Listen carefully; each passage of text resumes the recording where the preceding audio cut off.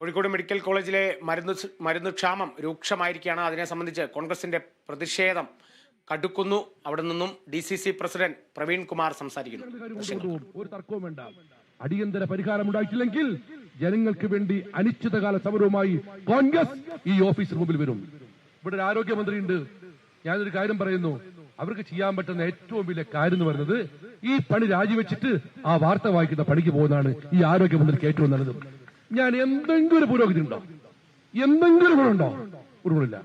പണ്ടാണെങ്കിലും അവർക്ക് ചാനലിൽ പോയി ഇതൊക്കെയായിരുന്നു. അപ്പൊ അതിന് നടക്കുന്നില്ല. അവർക്കും ഗുണമില്ല, സർക്കാരിനും ഗുണമില്ല, നാടിനും ഗുണമില്ല.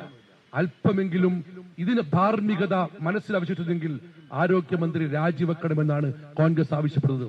കോഴിക്കോട് മെഡിക്കൽ കോളേജ് ചരിത്രമുണ്ട്. ദിനേശ് പറഞ്ഞില്ലേ, ലീഡർഷിപ്പ് കെ കരുണാകരനും AK ആന്റണിയും ഉമ്മൻചാണ്ടിയും മുഖ്യ കാലത്താണ് വികസനം വന്നത്. ആ സൂപ്പർ സ്പെഷ്യാലിറ്റി ബ്ലോക്ക് ലീഡർ തറക്കലിടതാണ്.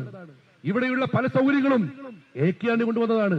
എന്തിനേറെ പറയുന്നു, ഈ ബ്ലോക്ക് ഉമ്മൻചാണ്ടി സാർ കൊണ്ടുവന്നതാണ്. ഈ സർക്കാർ 8.5-9 വർഷത്തിലെ ഭരിക്കുന്നു. കൊണ്ടുവന്ന ഒരു പദ്ധതി പേരോട്ടെ പലതും എടുത്തു കളഞ്ഞു. ഇവർ അപേക്ഷിച്ചിട്ടുണ്ട്. ഇവിടെ ഇപ്പൊ ചെയ്ത കാര്യം തന്നെയോ, ഇതിന്റെ ചുറ്റും ഈ ആശുപത്രി കോമ്പൗണ്ടിന്റെ ഭൂമിക്കകത്ത് CPM സർക്കസ് കളിക്കാൻ നോക്കി.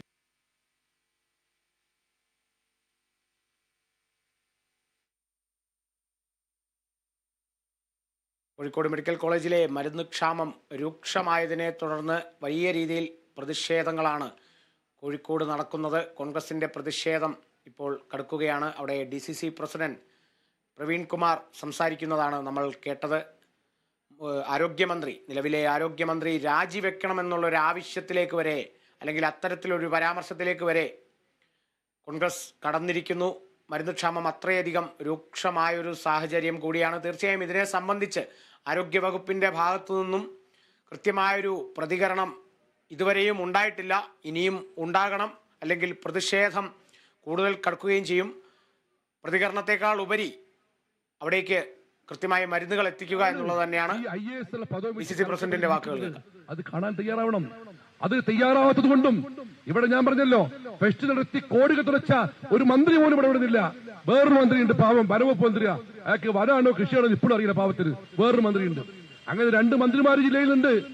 ആ മന്ത്രിമാരും ഈ കലക്ടറുമൊക്കെ ഇതിൽ മൗനം പാലിക്കുന്നുവെങ്കിൽ ഞങ്ങൾ ഉറപ്പിക്കുന്നു, ഈ ആരോഗ്യ മേഖലയെ സ്വകാര്യ വിൽപ്പന നടത്തുന്ന ഒരു മാഫിയ ഇതിന് പിന്നിലുണ്ട്. ആ മാഫിയക്കെതിരെയുള്ള സമരം ഞാൻ അവസാനിപ്പിക്കുന്നു. കോൺഗ്രസിന് വേണ്ടിയുള്ള സമരമല്ല, ഐക്യ ജനാധിപത്യയുടെ സമരമല്ല, നാടിന് വേണ്ടിയുള്ള സമരമാണ്. മരുന്ന് ക്ഷാമം തീർത്ത് പാവപ്പെട്ട രോഗത്തിന് മുൻകൈ എടുത്തില്ലെങ്കിൽ ആവർത്തിച്ച് പറയുന്നു, അനിശ്ചിതകാല സമരവുമായി കോൺഗ്രസ് ഈ ഓഫീസിന് മുന്നിലേക്ക് വരുമെന്ന് ഉറക്കെ പ്രഖ്യാപിച്ചുകൊണ്ട് ഈ സമരത്തിന് എല്ലാവരുടെയും പിന്തുണ അഭ്യർത്ഥിച്ചുകൊണ്ട് സമരത്തിൽ 1 ദിവസത്തെ നോട്ടീസാണ്, 24 മണിക്കൂർ നോട്ടീസ് കൊണ്ട് ഈ സമരത്തിൽ പങ്കെടുക്കാനെത്തിയ മുഴുവൻ കോൺഗ്രസ് നേതാക്കളെയും പ്രവർത്തകരെയും ജില്ലയിലെ കോൺഗ്രസിന് വേണ്ടി അഭിവാദിച്ചതുകൊണ്ട് ഞാൻ ഈ സമരം ഉദ്ഘാടനം ചെയ്യുന്നു. നമസ്കാരം, ജയ് ഹിന്ദ്. കോഴിക്കോട് മെഡിക്കൽ കോളേജിൽ നടന്ന കോൺഗ്രസിന്റെ നേതൃത്വത്തിലുള്ള പ്രതിഷേധം ഉദ്ഘാടനം ചെയ്ത് സംസാരിക്കുകയായിരുന്നു കോഴിക്കോട് DCC പ്രസിഡന്റ് പ്രവീൺ കുമാർ. വലിയ രീതിയിലുള്ള ആരോപണങ്ങളെല്ലാം ഉന്നയിച്ചിട്ടുണ്ട് എന്ന് തന്നെ പറയാം. ഇതിന്റെ പിന്നിൽ, അല്ലെങ്കിൽ ഈ ഒരു മരുന്ന് ക്ഷാമത്തിലേക്ക് നയിച്ചതിന് പിന്നിൽ വലിയൊരു മാഫിയ പ്രവർത്തിക്കുന്നുണ്ട് എന്നുള്ള തരത്തിലുള്ള ആരോപണങ്ങളിലേക്കൊക്കെ കടന്നിരിക്കുന്നു കോൺഗ്രസ്. എന്തായാലും പ്രതിഷേധം അങ്ങനെ കടുക്കുക തന്നെ ചെയ്യും.